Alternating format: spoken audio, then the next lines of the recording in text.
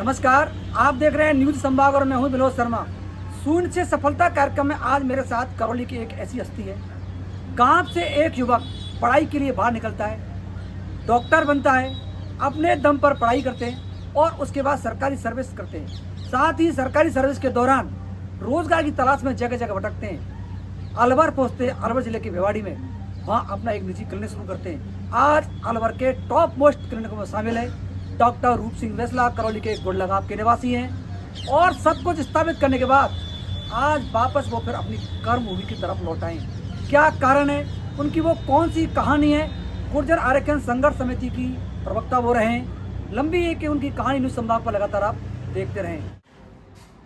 Doctor रूप सिंह गुर्जर, आपकी कहानी कहाँ से शुरू होती है जो एक साधारण सा किसान का लड़का एक ब्रांड बना है? क्या कहानी है आपकी? ब्रांड बनाए ये तो मैं आपकी मान तक कहूँगा, लेकिन हाँ, जिन परिस्थितियों में हम एक डॉक्टर बने और गोल्ड मेडलिस्ट डॉक्टर बने वो असंभव थी।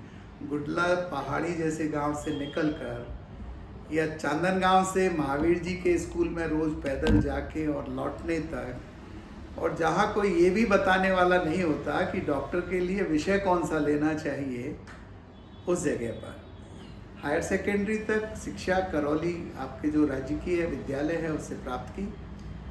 उसके बाद में महाराजा कॉलेज से 12th करने के बाद मेडिकल में सिलेक्शन हुआ। उन दिनों प्री मेडिकल टेस्ट यानी PMT 5 मेडिकल कॉलेजों के लिए होता था।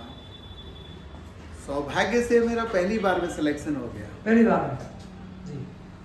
और उस दौरान में करौली जिले का अकेला लड़का था जिसका सिलेक्शन हुआ। करौली से एकमात्र जी। कौन से वर्ष की बात है ये है 1979। फिर मेरे को अजमेर मेडिकल कॉलेज अलॉट हुआ और वहीं से MBBS और MBBS के नंबरों के आधार पर जो पोस्ट ग्रेजुएशन यानी स्पेशलाइजेशन का नंबर आता है वो भी अजमेर से ही हुआ। तो 79 से लेके 89 तक हमने अजमेर जवाहरलाल नेहरू मेडिकल कॉलेज से मेडिकल की शिक्षा प्राप्त की, जिसमें एनाटॉमी में और बायोकेमिस्ट्री में 2 में मेरे गोल्ड मेडलिस्ट थे। फिर निश्चित रूप से उस समय MD करने के बाद में राजकीय सेवा का फॉर्म MD कहाँ से किया आपने? अजमेर, JNMC अजमेर। फिर राजकीय सेवा में शुरुआत हो जाती है। फिर राजकीय सेवा में शुरुआत हो जाती है। उससे पहले मैं थोड़ा अपने गांव की तरफ लौटना चाहता हूँ। जब आप MD कर रहे थे, पढ़ाई कर रहे थे, तो परिवार की आर्थिक स्थिति क्या थी? क्योंकि आप किसान लड़के थे, उस समय देश में वो भी नहीं थी। एडजस्टमेंट कैसे कर पाते आप? पिता किसान थे और उस समय वहाँ सबसे बड़ा सपना पटवारी बनना होता था। अच्छा जी। गांव में कोई ताना भी मारता था तो कहता था अच्छा इसको पढ़ा रहे हो, पटवारी बनाओगे जी। और हमारा सबसे बड़ा आदर्श टीचर होते थे जी। तो करौली चौधरी पाड़ा के एक अध्यापक थे, उनको मैं नमन करता हूँ, बाबूलाल जी। वो थे करौली के, महावीर जी में उनकी पोस्टिंग थी जी। वो हमेशा मेरे को प्रेरित करते रहते थे जी। ये बच्चा अच्छा है, इसको पढ़ाना चाहिए। लेकिन जैसे सभी ग्रामीण बच्चों को दिक्कत आई, मुझे भी दिक्कत आई। आर्थिक रूप से कोई समर्थन देने वाला कोई भी नहीं था घर में। हमारे चाचा जी रिटायर्ड फौजी थे, वो समर्थन देते थे। मेरे को स्कॉलरशिप्स भी मिलती थी पढ़ाई के दौरान। उन दौरान प्रतिभाशाली विद्यार्थी ऐसी एक स्कीम थी, उसके दौरान मेरे को पढ़ाई का खर्चा मिलता था। श्री महावीर जी ट्रस्ट है जैनियों का, वो भी मुझे स्कॉलरशिप देता था। ये भी बड़ी बात है। तो मुझे पढ़ाई के दौरान हायर सेकेंडरी तक कोई दिक्कत नहीं। मेडिकल कॉलेज के सिलेक्शन होने के बाद में मेडिकल कॉलेज में निश्चित रूप से खर्चे बढ़ जाते हैं। उस दौरान फर्स्ट MBBS सेकेंड MBBS में मैं बच्चों का ट्यूशन करता था और उस ट्यूशन से मेरा दैनिक खर्चा चल, मतलब पढ़ाई के साथ ट्यूशन?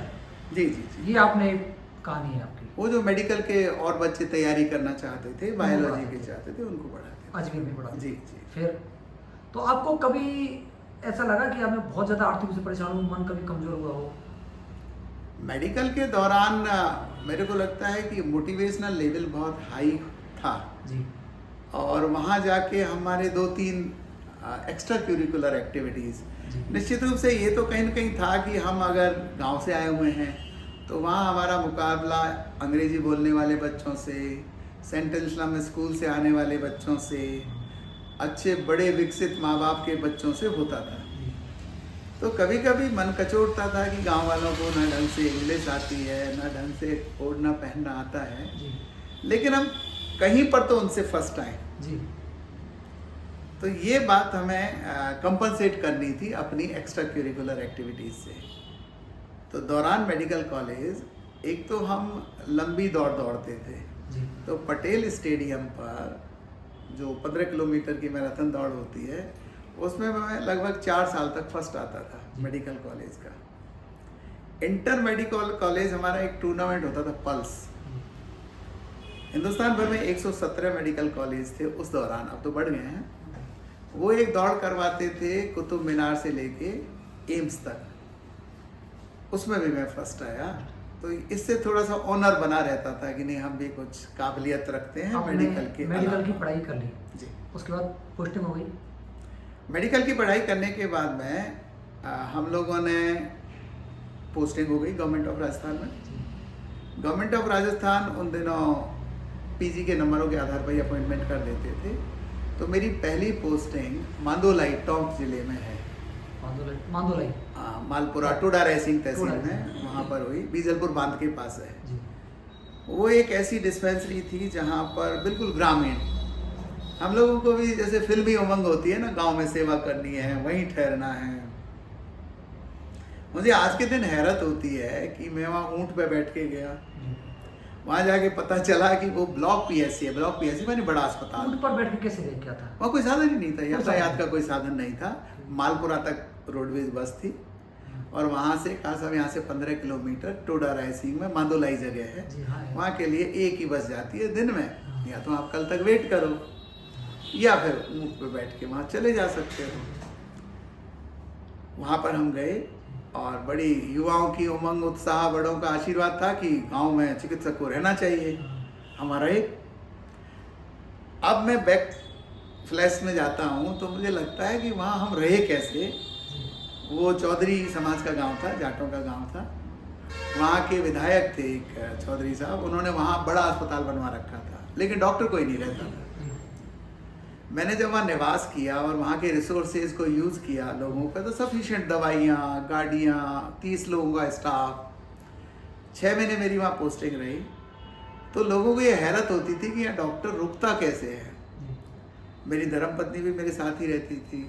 हमारे दरवाजे नहीं थे, मकान सरकारी थे, लोग ही हमें खाना लाते थे, वही सब्जी देते थे, लिटरली फिल्मी। फिर हमारा वहाँ मन लग गया। 6 महीने में वहाँ की लोकप्रियता को देख के वहाँ एक स्थानीय विधायक को मैं दिन भर ट्यूर करता था। 6 घंटे की ड्यूटी के बाद बहुत ट्यूर करता था। ब्लॉक पीएससी का काम था, टीकाकरण का, गोलियां बांटने का, मलेरिया उन्मूलन का। तो उनसे किसी ने कहा कि अगर इनकी ज़्यादा लोकप्रियता होगी तो ये स्थापित हो जाएंगे। तो उनमें मेरी पे कृपा की, उन्होंने तुरंत मेरा ट्रांसफ़र करवा दिया। ट्रांसफर कहाँ हुआ ट्रांसफर? लेकिन वो ट्रांसफ़र पनिशमेंट ट्रांसफ़र था कि बहुत ज़्यादा अपने आप को कुछ समझते हो, जबकि ऐसा कुछ था नहीं। हमारा ट्रांसफ़र किया गया बांसवाड़ा, राजस्थान के दूसरे। पहला ट्रांसफर ही बांसवाड़ा हुआ। पहला ट्रांसफ़र ही बांसवाड़ा हुआ। हम लोग एक थैले में गृहस्थी होती थी, तो पत्नी सहित, हमारी पत्नी का मैं धन्यवाद देना चाहूँगा कि उन्होंने कहा कहीं पे भी रहो, जंगल में रहो, पेरीफ्री पे रहो, मैं आपके साथ रहूँगी। तो हम दोनों एक थैले में गृहस्थी को लेके बांसवाड़ा पहुँच गए। गनौड़ा पीएससी थी। गनौड़ा पीएससी हमारा प्लेस ऑफ पोस्टिंग रहा। वहाँ भी शुक्र ये था कि गनौड़ा और बांसवाड़ा के बहुत सारे उद्योगपति रहते हैं बॉम्बे, तो हमें अच्छा आवास मिल गया। जैन समाज के वहाँ कुछ घर थे, अच्छा रहने को मिल गया। वो वहाँ से भी 3 महीने बाद में फिर पोस्टिंग चेंज हो गई उदयपुर। उदयपुर के बाद में मेरा ट्रांसफ़र हो गया भिवाड़ी इंडस्ट्रियल एरिया, वहाँ अलवर। अलवर का जो सबसे उदयमान इंडस्ट्रियल एरिया वो भिवाड़ी है। अलवर से भी 90 किलोमीटर दूर है, हरियाणा और राजस्थान की बॉर्डर पे है। तो वहाँ की जो चैलेंज था वहाँ के हॉस्पिटल का, वो ये था कि यहाँ कोई डॉक्टर रुकता नहीं है, क्योंकि भिवाड़ी भी एक गांव ही था उन दिनों। ये मैं बात कर रहा हूँ आपसे 93-94 की। तो दोषी साहब वहाँ कलेक्टर हुआ करते थे। मेरे फादर इन लॉ अलवर के रहने वाले थे, देवी सिंह जी। तो उन्होंने कहा हम आपको चैलेंज देते हैं, इस बच्चे को मेडिकल में सेवा का बड़ा शौक है, ये जहाँ पोस्टिंग होगी वहाँ रहेगा। उन्होंने कहा देखो भिवाड़ी में क्वार्टर नहीं है, फैमिली के साथ रहने की कोई सुविधा नहीं है, वहाँ जितने इंडस्ट्री के मालिक हैं सब दिल्ली से आते हैं, शाम को चले जाते हैं। समाहू उन्होंने मेरा टेस्ट किया कि हम आपकी पोस्टिंग भिवाड़ी करते हैं, शर्त ये है कि आप रुको। मैं वहाँ 3 वर्ष तक हॉस्पिटल में ही रहा। हॉस्पिटल की बिल्डिंग के एक पार्ट को रेजिडेंस में कन्वर्ट कर लिया और एक पार्ट में हॉस्पिटल था। अगेन सौभाग्य मैं कहूँगा कि वहाँ लोगों में ये प्रचार फैल गया कि डॉक्टर इतना अच्छा है, 24 घंटे सेवा देता है। ये सरकारी हॉस्पिटल था जी। मुझे भी काम करने का इतना शौक था और फैमिली का सहयोग मिलता था कि 3-4 साल में ही वहाँ पूरे इंडस्ट्रियल एरिया में मैं कम से कम 150 इंडस्ट्रियल यूनिट्स का कंसल्टेंट था, जो मुझसे पर्सनल परामर्श भी लेते थे। जी। राज्य सरकार में प्राइवेट कंसल्टेंसी अलाउड थे जी। उन दिनों, लेकिन एक समय ये आया कि 4 साल पूरा होने के बाद में ट्रांसफ़र का समय आ गया। होना था। तो देन आई डिसाइडेड कि मेरा अपना मैं यहाँ स्टार्ट करता हूँ। इंडस्ट्री फ्रेंड्स ने बहुत सपोर्ट किया कि सब आपकी ज़रूरत है, आपको शहर नहीं छोड़ना है। भिवाड़ी भी थोड़ा थोड़ा गांव से बदल के शहर होने लगा था। बच्चे भी मेरे वहाँ पढ़ने लगे थे। वहाँ पर बच्चों का भी एक सेंट जेवियर स्कूल आ गया था। तो वहाँ का सबसे बड़ा चैलेंज था एक तो रहना, एक बच्चों को पढ़ाएं कहाँ। जी। तो फिर हम उसी शहर के हो गए। 99 में हमने अपना स्टार्ट कर आपने दिया। किस नाम से हॉस्पिटल खोला? City nursing home. तो आपने ट्रांसफर से जाए नहीं, वहाँ स्थापित होना इसलिए हॉस्पिटल खोला? नहीं, ट्रांसफ़र होने के बाद ही खोला। उसके बाद खोल दिया। मेरा वहाँ से ट्रांसफ़र अन्यत्र हो गया था, जी। तो मैंने अपना इस्तीफा भेज दिया।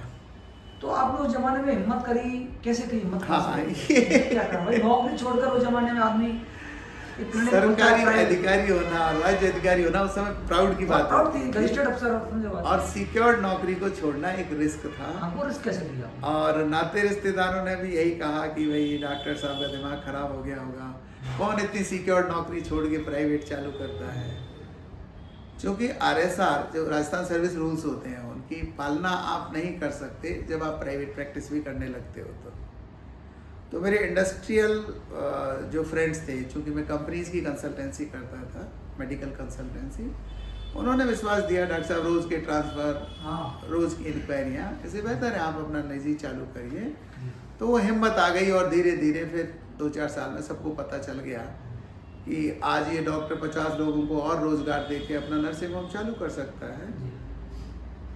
तो वो बात स्वीकार उस कर ली। परिस्थिति में कहीं आपको कभी दुख हुआ, कोई ऐसी सामना करना पड़ा कि आप मेडिटेशन करते? नहीं, मेरे को लगता है दुख तब होता है जब खाली समय होता है। मैं 24 घंटे ही मेडिकल की सेवा में रहता था जी। और ज़रूरत से ज़्यादा करने की कोशिश करता था। और जब 2010 में मेरे को इंडिया बुक ऑफ रिकॉर्ड ने बेस्ट डॉक्टर का अवार्ड दिया, तो शायद इन्हीं सेवाओं को देख के दिया था। सरकारी में भी मैंने इतनी निःशुल्क सेवा की लोगों की कि जैसा एक डॉक्टर को होना चाहिए ना। अमूमन आज की सोसाइटी कंपैरिजन करती है, जैसे डॉक्टर तो डाकू होते हैं, डॉक्टर तो बहुत लोगों का जेब काटते हैं या बहुत सारे टेस्ट लिख देते हैं, दवा लिख देते हैं। इसके उलट उनको एक सरकारी डॉक्टर 24 घंटे उपलब्ध था, जहाँ कोई फीस नहीं लगती थी, दवाएं भी हॉस्पिटल से ही मिल जाती थी। उस व्यवहार के बदले में मेरे को लोगों का स्नेह बहुत मिला। फिर आप भिवाड़ी सेटल हो गए और अभी भिवाड़ी आपका हॉस्पिटल वही है। अभी मेरा कितने बेटा लोगों को डॉक्टर रोजगार है, लगवा दे रहे हैं आप? मेरा बेटा डॉक्टर है, मेरी बहू डॉक्टर है, तो और 4 और डॉक्टर हैं जो स्पेशलिस्ट हैं, तो 10 तो डॉक्टर की टीम है जी। 60 मेरे नर्सिंग स्टाफ, पैरामेडिकल स्टाफ हैं। तो कम से कम 60 लोग तो ऐसे हैं जो डायरेक्ट जॉब पे हैं। जिन कंपनीज के हम डॉक्टर हैं, हमने वहाँ भी 2-2 कंपाउंडर पोस्ट कर रखे हैं, फर्स्ट एड पोस्ट कर रखी है। तो टोटल 150 लोगों को हमने रोजगार दे रखा है। करौली के गोल्डाबाग के डॉक्टर रूप सिंह वैसला 150 लोगों को रोजगार दे रहे हैं, यानी सरकारी सेवा को छोड़ने के बाद 150 लोगों को रोजगार दे रहे हैं। रूप सिंह जी, ये आपकी एक सफलता की कहानी का पहला चरण पूरा होता है। अब हम एक कहानी की तरफ बढ़ते हैं। जिससे पूरी सफलता में कहीं ना कहीं आपको ऐसे व्यक्तियों का साथ मिला होगा जो पॉजिटिव है और आपका सहयोग किया होगा। जी,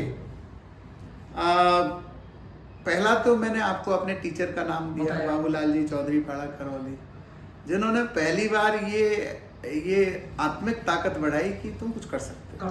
ठीक है। दूसरा एक प्रोफेसर NL वर्मा थे, जब हम महाराजा कॉलेज जयपुर में गए, वहाँ पर भी मेरिट से ही सिलेक्शन होता था। तो पहले वर्ष में ही कोई मेडिकल क्रैक कर सकता है क्या? उन्होंने कहा तुम कर सकते हो, तुम इंटेलिजेंट हो। हमने कहा हम हिंदी मीडियम से हैं।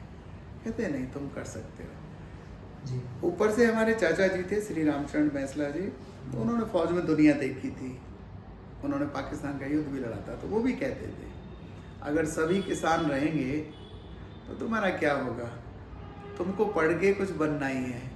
फिर कुछ आलोचक भी थे, वो कहते थे क्यों माता पिता का पैसा खर्च कर रहे हो, वापस आ जाओ जयपुर से। तो मैं उनका भी धन्यवाद करता हूँ कि उनके जो जो यहाँ कहते हैं ना कि डिमोटिवेटिंग बातें मेरे को मोटिवेट करती थी कि मुझे कुछ सिद्ध करके बताना है। ये आपकी बात सही है, जो आपको डेमोनाइज करना चाहता है उसको अगर आप अलग तरीके से ले तो सफलता जरूर आपको मिलती है। हाँ। ये भी एक आपकी कहानी है। उनका भी धन्यवाद। इसमें देखिए आपकी शादी कब हुई? मेरी शादी 1989 में हुई। डॉक्टर बनने के बाद हुई, पहले हुई? डॉक्टर में बन गया था, मैं पीजी कर रहा था। पीजी कर रहे थे और एमडी में मेरा सेकंड ईयर चल रहा था। श्री देवी सिंह जी अलवर के रहने वाले थे, उनकी इंदौर में पोस्टिंग हुई थी। वो किस डिपार्टमेंट में? पीएचडी जलदाय विभाग में जी। वो एडिशनल चीफ इंजीनियर थे। तो दौरान उसके ही चूँकि उन्होंने का मेरे से पहले भी मिलना जुलना था, और वो बिल्कुल उस समय एक ट्रेडिशनल शादी थी, अरेंज्ड मैरिज थी। मेरी धर्मपत्नी श्रीमती प्रियंका सिंह वो उस समय एमए कर रही थी, जी। तो पीजी के दौरान शादी है। अच्छा, उस समय दहेज कितना लिया आपने? नहीं, ये दहेज राइस रहती थी, उसके वीडियो फोटोग्राफ आप देख सकेंगे अभी। हाँ। कोई दहेज नहीं लिया, हमारी तरफ से कोई मांग नहीं थी। वो एक सज्जन पुरुष थे, उन्होंने भी हमें एक स्कूटर जरूर दिया था दोनों बच्चों को चलाने के। स्कूटर जरूर दिया है ना? लेकिन उन्होंने जो जीवन साथी दिया, हाँ। वो मैंने आपको बताया, गांव में रहूंगी, भूखी प्यासी रहूंगी, आपके साथ रहूंगी। हाँ। और फिर दोनों बच्चे, हाँ। एक बच्चा मेरा अभी इंग्लैंड से डायबिटीज का स्पेशलिस्ट बन के आया। जी। बेटी ने मेरी यूएसए के जो सबसे बड़ी यूनिवर्सिटी होती है ऑक्सफोर्ड, उससे एमबीए किया। तो इतनी एजुकेशन तभी हो पाती है कि पत्नी घर संभाले, पति अपना प्रोफेशन संभाले। तो ये जोड़ी जिस हिसाब से दी, तो ये दहेज रहित शादी भी मैं कहूँगा, उन्होंने मुझे बहुत दहेज दिया, बहुत अच्छा दहेज दिया। योग्य लड़की थी। अच्छा, आपने जब सरकारी सर्विस छोड़ी और निजी शुरू करी तो भाभी जी का रिएक्शन क्या था? उनका सपोर्ट था। उनके नेता की तरफ ऑब्जर्वेशन में नौकरी नहीं, उनको मालूम था कि उस समय तक मेरे इंडस्ट्रियल फ्रेंड, इंडस्ट्रियल क्लाइंट, हाँ। सरकार की तनख्वाह 5,000 रुपये थी। जी। मेरा जो परामर्श शुल्क इंडस्ट्रीज से आता था बाई चेक, तो वो इतना था कि हमें विश्वास हो गया था कि हम निजी नौकरी में इससे 100 गुना बेहतर करेंगे, इसलिए वो आपके साथ तो थे। सपोर्ट। उसके बाद भिवाड़ी से आप निकलते हैं, गुर्जर आरक्षण संघर्ष समिति के प्रवक्ता के तौर पर आप कब जुड़ते हैं? वो क्या कहानी है? ये बड़ा इंटरेस्टिंग है। इसको इंटरेस्टिंग बताया, इसका राज भी खोलें। देखिए, समाज की सेवा का काम करना और इस जिले के पिछड़ेपन का दर्द तो हमेशा से ही रहा था, हमने भी सहन किया है। तो कर्नल साहब और हरज्ञान सिंह जी ये तो बाद में आए थे, लेकिन इस गुर्जर आंदोलन, आरक्षण का जो आंदोलन अजमेर से चालू हुआ था, पहले एक शायर सिंह धाबाई थे, अजमेर चालू है, उनके साथ मैं मीटिंग करता था किशनगढ़ अजमेर। जी। उनके बाद फिर रामगोपाल गार्ड आए, जयपुर जिला प्रमुख है। जयपुर जिला प्रमुख रहे, उनके साथ भी मैंने काम किया। और उनके साथ सबसे बड़ी सभा, जो पहली सभा अमरूदों के बाग में हुई थी, उसका संचालन मैंने किया था। मैं ठीक ठाक बोल लेता था, राजस्थान यूनिवर्सिटी में भी डिबेटर था। रामगोपाल गार्ड जी के जाने के बाद कर्नल साहब का नेतृत्व आया। गुर्जर आरक्षण संघर्ष समिति में मैं तब तक नहीं जुड़ा था कर्नल साहब के साथ में। और जब रेल रोको आंदोलन पहला हुआ 2005 में, तब मैं रेल रोको में था, हमारे खिलाफ मुकदमे बने। उसके बाद में जब कर्नल साहब से कब जुड़े आप? नहीं, कर्नल साहब से जब से वो फौज से रिटायर हुए, हाँ। मैं तभी से जुड़ा हुआ था। वो बड़े हीरोइक आदमी थे। जी। मैं उनके घर पे हिंडौन में भी मिलने जाता था, जयपुर में भी जब वो फौज में रहे, उनकी दीवारों पे बड़े अच्छे अच्छे कोटेशन लिखे होते थे, to do the impossible is our mission. उस समय कर्नल साहब की टीम में शायद मैं ही एक ठीक ठाक पढ़ा लिखा लड़का होऊंगा, बाकी सब बुजुर्ग थे। हमारे कैप्टन साहब दोनों, जगराम जी और हरप्रसाद जी, तो एक जुनूनी थे वो, मेरे आदर्श थे इस मामले में। और जब हम पीपल खेड़ा आए थे, तब आप सच मानिए सरकार ने 144 धारा लगा रखी थी 5-7 जिलों में। वहाँ टेंट भी नहीं मिलता था, साउंड भी नहीं थी। तो हम भिवाड़ी से 2 एम्बुलेंस लेके चले। प्रवक्ता तो उस समय विजेंद्र जी थे, मैं नहीं था। विजेंद्र जी, ये कहाँ के विजेंद्र जी? विजेंद्र जी को उस आंदोलन से पहले पुलिस ने गिरफ्तार कर लिया। कहाँ के हैं विजेंद्र जी? कहाँ के रहने वाले? वो इसके देवरंड के ही हैं। ठीक है। इंदौर में कर्नल साहब के साथ रहते थे, वो भी फौजी थे। पर आंदोलन में पुलिस ने उनको पहले गिरफ्तार कर लिया। मैं वहाँ एम्बुलेंस लेके पहुंचा, मेरा काम दवाएं बांटना और सहायता करने का सोच के आया था। जी। ऐसा नहीं सोचा था कि वहाँ गोलियां चल जाएंगी, लोग मर जाएंगे। अच्छा, आप तो एक डॉक्टर के तौर पर गए थे वहाँ? मैं एक डॉक्टर के तौर पर खुद सेवा करने आया था। जी। और वहाँ हमारी रिश्तेदारी भी है, पीपल खेड़ा में हमारी भतीजी हैं, उनके यहाँ ठहरे हम। 2 एम्बुलेंस, 4 डॉक्टर, 3 स्टाफ सहायता में आए थे। और वहाँ तो दृश्य ही बदल गया सुबह होते होते। क्या हुआ उधर से? हम ऐसा समझते हैं कि उस समय सरकार की भूलवश पीपल खेड़ा युद्ध के मैदान जैसा बन गया था। केवल रोड ब्लॉक का आदेश था, पर वहाँ जितना एम्यूनिशन चल सकता था रात भर खाली हो गया। पुलिस, सेना और जितने आंदोलनकारी थे सुबह उठे भी नहीं थे। उस 27 जुलाई की याद मुझे अब भी आती है। 27 मई हम वहीं ठहरे हुए थे रात को पीपल खेड़ा। अगले दिन आंदोलन होने वाला था। जितने गोले थे, आंसू गोले थे, सब खाली हो गए। सुबह हम निकले नहीं उससे पहले पीपल खेड़ा में पुलिस ने धावा बोल दिया। गिरफ्तारियां तो चल ही रही थी। शायद पुलिस ने ऐसा तय कर रखा था कि हमें इनको हाईवे पे आने ही नहीं देना है। रात भर सेना का मार्च हुआ था रोड पर। हमारे भी कोई भी आंदोलनकारी सड़क पे नहीं थे। सुबह जब घरों में घुस के पुलिस ने थोड़ी बेअदबी की, कुछ महिलाओं के हाथ पकड़े, किसी का कपड़ा फाड़ दिया, तो ये कम्युनिटी बड़ी स्वाभिमानी है, वो पुलिस से भिड़ गई। और तब तक भिड़ गई जब तक गोली चल गई, 2-5 लड़के मर गए। फिर जो होना था वो एक कहानी है। तो अचानक ये सब कुछ इतना दृश्य हुआ कि उस दृश्य के बाद में वहाँ वॉइस ऑफ एजिटेशन कोई नहीं था। वो भीड़ थी सारी। चूँकि हमारी सारी कम्युनिटी फार्मिंग कम्युनिटी है, बोलने का तो कोई वास्ता ही नहीं। तो वहाँ आप जिस तरह से बात कर रहे हैं मेरे से, ऐसे कुछ मीडिया साथी पहुँचे सबसे पहले, और उन्होंने कोई बताएगा क्या हुआ है क्या नहीं हुआ है। तो मेरा पहला विवरण उस दृश्य का जो था, बस उसने प्रवक्ता बना दिया। प्रवक्ता की कोई कर्नल साहब ने कहा कि वैसी बन गई अपने आप? नहीं नहीं, ये स्वयंभू प्रवक्ता थे। स्वयंभू प्रवक्ता। मतलब मीडिया वाला नाम से पूछा और मीडिया वालों नाम दे दिया प्रवक्ता। उन्होंने नाम दे दिया प्रवक्ता, लेकिन कर्नल साहब की उसमें सहमति थी। और उसके बाद 15 साल तक हम उनके राइट हैंड बन के चलते भी रहे। उसके बाद तो हर एक साल में कुछ नई कहानियां बनती थी। अच्छा, पूरे आंदोलन में बहुत विस्तार लंबी कहानी है। मैं कोई अच्छा अनुभव जानना चाहता हूँ उस आंदोलन में, आपकी ऐसी कोई भूमिका जिसको आप हमारे दर्शकों के साथ शेयर करना चाहते हैं। श्री अशोक गहलोत जी और वसुंधरा जी दोनों से हमने बहुत बार बात की है। गहलोत जी का एक कमेंट मुझे बड़ा अच्छा लगा कि डॉक्टर, वो केवल भीड़ थी, अगर तुम नहीं बोलते तो आंदोलन नहीं बनते। जी। अच्छा। तो मुझे एक तरह का स्वयं पे फख्र भी होता है इस बात का कि उस भीड़ को उसके हकों के बारे में बोलने का, जहाँ पर कोई भी नहीं था, वो आवाज़ देकर हमने एक आंदोलन के रूप में बदला। श्रीमती वसुंधरा जी भी जब कर्नल साहब की उस पर आई यहाँ पर मृत्यु के बाद, उन्होंने भी अपने भाषण में उल्लेख किया। कर्नल साहब तो सीधे साधे थे, मेरे को ज़्यादा तंग तो ये करता था। जबकि सच्चाई ये है कि बहुत सारे मीडिया मेरे मित्र मेरे से पूछते थे, आप प्रोफेशनली डॉक्टर हो पर ये आपका कार्य कैसे आया?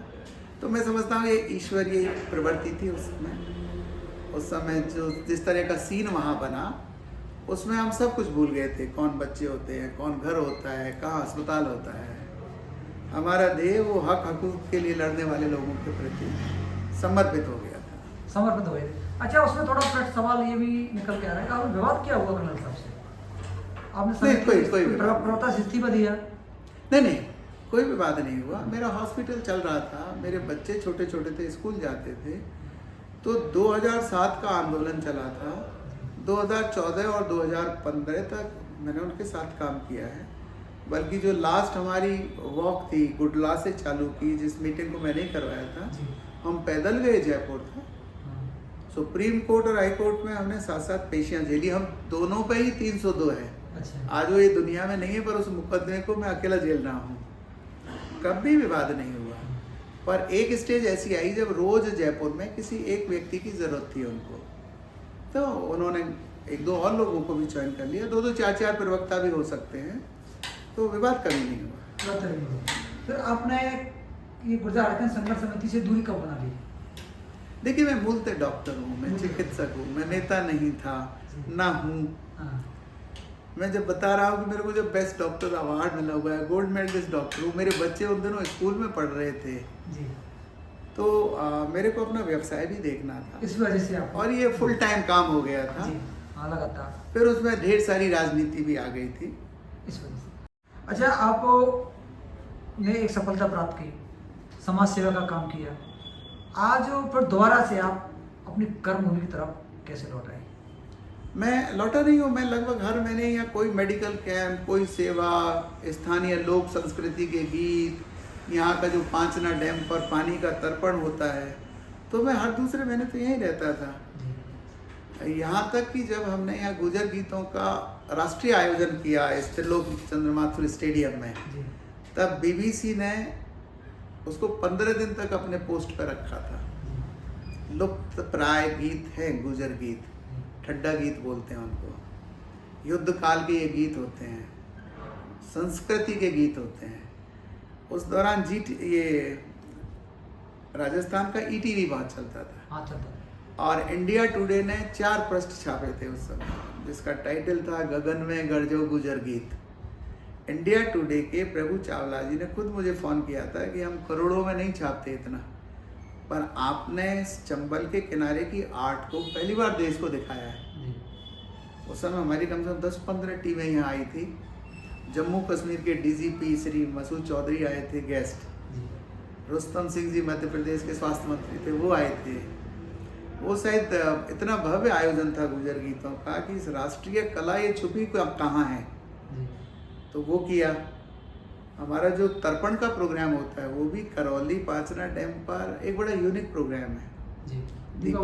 दीपावली के दिन देश दिवाली मनाता है, हमारा समाज शोक मनाता है, और दोपहर में तर्पण के बाद, तो उसको भी मैं कम से कम 30 साल से आयोजित करता हूँ। मैं सिंगल स्पॉन्सर हूँ उसका। तो दूरी, हम तो ये गांव ही हमारा यही है, सारे भाई यही खेती करते हैं, वो यही रहते हैं, लेकिन हम इसको पहले प्रचारित नहीं करते थे। डांग में सभी जगह, नवलापुरा, ताली, हम मेडिकल कैंप लगाते, और इसमें एक स्वांत सुखाय मिलता था। आज की तारीख की जब आप बात करते हैं तो यूँ लगता है जैसे ये वोट मांगने वालों को भी कोई लालच होता है, लेकिन वो जो सुख मिलता है सेवा का, वो मैं पहले भी लेता था। पहले ही वो सुख आप लेते।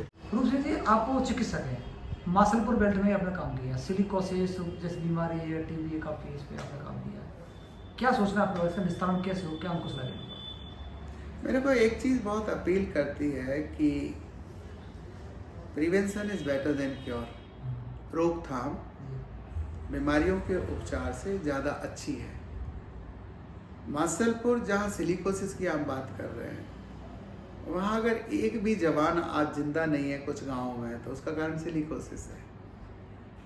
एक उसका कारण, वहाँ जाते हैं तो पहले भी ऐसा ही हाल था। 20 साल पहले गर्भवती माता को चारपाई पर डाल के 10 किलोमीटर तक लाया जाता था। हम जब जीप से कैंप करने भी जाते थे, मैं आज से 15 साल पुरानी बात बता रहा हूँ, तो बहुत सारे गांव वाले तो ये भड़क जाते थे कि कहीं हमारे गांव का दुष्प्रचार नहीं हो जाएगा, यहाँ बहुत बीमार हैं, डॉक्टरों को आना पड़ रहा है, शादी नहीं होगी, शादी नहीं होगी। आपके साथ भी हुआ था एक बार? मेरे साथ भी हुआ था। क्या हुआ था वो? तो सकरगट्टा में हम एक मेडिकल कैंप लगा रहे थे, उसका बहुत सारा प्रचार था, बहुत सारे डॉक्टर और दवा लेके गए थे। तो वहाँ एक स्थानीय नेता ने, उसको लगा ये तो यहाँ से चुनाव लड़ने आ गए हैं, तो उन्होंने कुप्रचार कर दिया कि अगर ये तुम्हारा ऐसा नाम फैल गया कि इस गांव में बहुत बीमार हैं, तो तुम्हारे कोई सगाई वाला नहीं आएगा, तुम्हारा गांव बदनाम हो जाएगा, इसलिए बेहतर है कि आप इस मेडिकल कैंप को कैंसिल करवाओ। तो गांव वाले हमारे पास आए, कहते जी आप माफ़ करो, हमें कोई मेडिकल नहीं चाहिए, कोई दवा नहीं चाहिए। तो आप पीछे हट गए? तो नहीं, फिर हमने समझाया लोगों को, और उसके बाद में वो साइट बदल लिया था हमने, फिर चामुंड माता के मंदिर पे किया था, लेकिन हम पीछे नहीं हटे। पीछे नहीं हटे आप? हाँ। अच्छा, आप की ये कहानी में सुना है आप दिल्ली से भी लोगों को लेके आते थे डॉक्टर्स को हाँ। क्या वो? हम दिल्ली से विशेषज्ञ लेके आते थे अपने साथ हम्म, इन मेडिकल कैंपों में ही, जी। सकरघटा, मासलपुर, ताली, खनाके, जी। यहाँ तक कि एक बार रोंड गांव में भी किया, एक बार मास्टर सीसराम जी के स्कूल में किया, जी। ऐसे खेड़ा में भी किया, जमालपुर में किया, ऐसे सैकड़ों कैंपों की कहानी है। हाँ। लेकिन एक सबसे जोरदार अच्छी कहानी ये है कि मैं उद्योगपतियों को भी यहाँ लेके आया था और जिलाधीश कार्यालय में हम्म, हमने नौकरी दो ऐसा एक अभियान चलाया था, जी। क्योंकि सरकारी नौकरियां तो लिमिटेड हैं, जी। प्राइवेट सेक्टर में तुरंत चाहिए लोगों को। हाँ। अच्छी बात है कि करौली में आईआईटी के स्कूल बहुत हैं, कॉलेज बहुत हैं, जी। तो हमें पहली बार यहाँ से लगभग 3,500 लोगों का सिलेक्शन हुआ, श्री राम पिस्टन में, होंडा में, जिलेट में, जी। ये बड़ी कंपनियां हैं, और उन सबकी मैंने पर्सनल जमानत दी पर्सनल। कि ये मेरे जिले के हैं, जी। काम तो मेरिट पे ही करेंगे, जी। पर कोई बात ये हील हुज्जत होती है तो मैं इनके प्रति जिम्मेदार हूँगा। अनुभव ठीक नहीं रहा। अनुभव अच्छा नहीं रहा कि करौली की अनुभव अच्छा नहीं रहा, उस अनुभव को सुधारने के लिए आप दोबारा आए हैं। इंडस्ट्री वालों ने कहा कि तुम्हारे जिले के लोग हाँ, बयानियों से कंपटीशन नहीं कर सकते, मेहनत में, मेहनत तो नहीं कर सकते। डिसिप्लिन में नहीं कर सकते, और स्पेशली जिस समाज से आप आते हो उन लोगों को तो विनम्रता और सीखने की जरूरत है। अच्छा, आप किन से संस्थाओं से जुड़े हुए हैं अभी आप? मैं भारत विकास परिषद का प्रांत अध्यक्ष रहा हूँ। इसके अलावा ब्रह्मा कुमारी जो योग और पवित्रता का उपदेश देती हैं, उनका मैं फैकल्टी हूँ, यानी टीचर हूँ, प्रोफेसर हूँ। मैं इंडियन मेडिकल एसोसिएशन जो हमारे चिकित्सकों का एक संघ है, उनका मैं नेशनल एग्जीक्यूटिव मेंबर हूँ, CWC मेंबर हूँ।